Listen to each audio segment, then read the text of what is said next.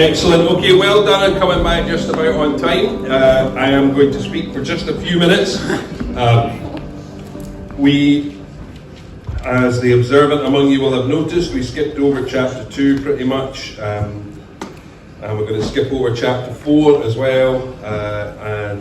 But there's one thing in particular I wanted to draw out from chapter 2 that I really didn't want us to miss, because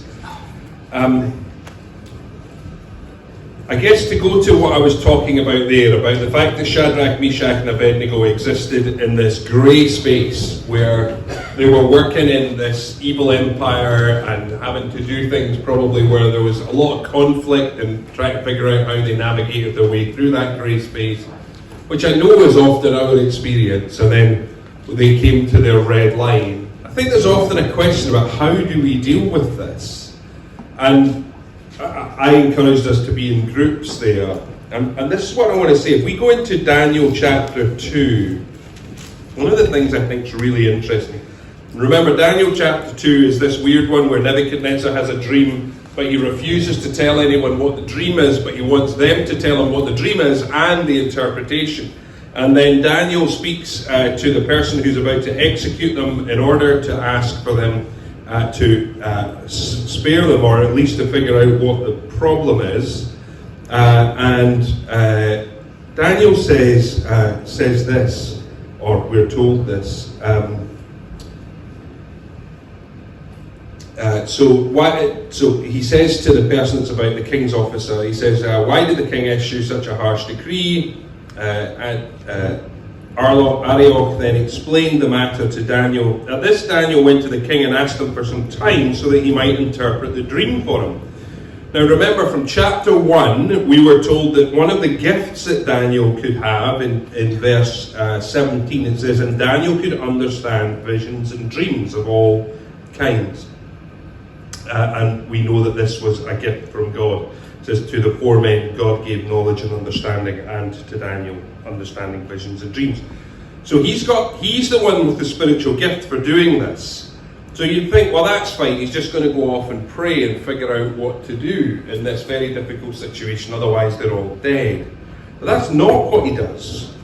Would somebody read for us, because you're probably fed up listening to me.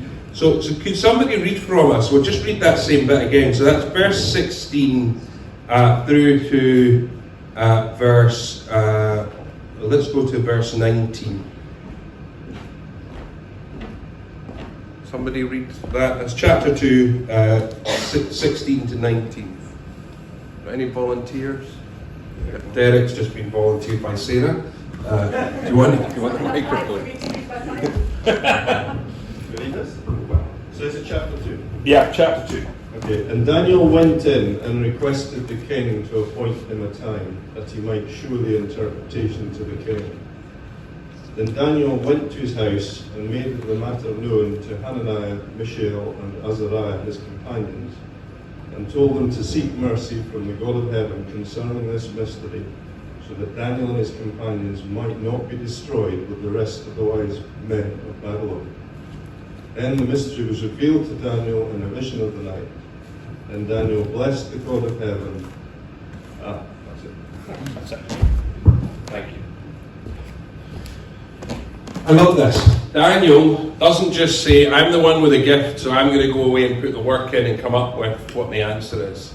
He gathers his friends and explains it to them and urges them to plead for mercy, or we might put it, he urges them to pray that he might have understanding.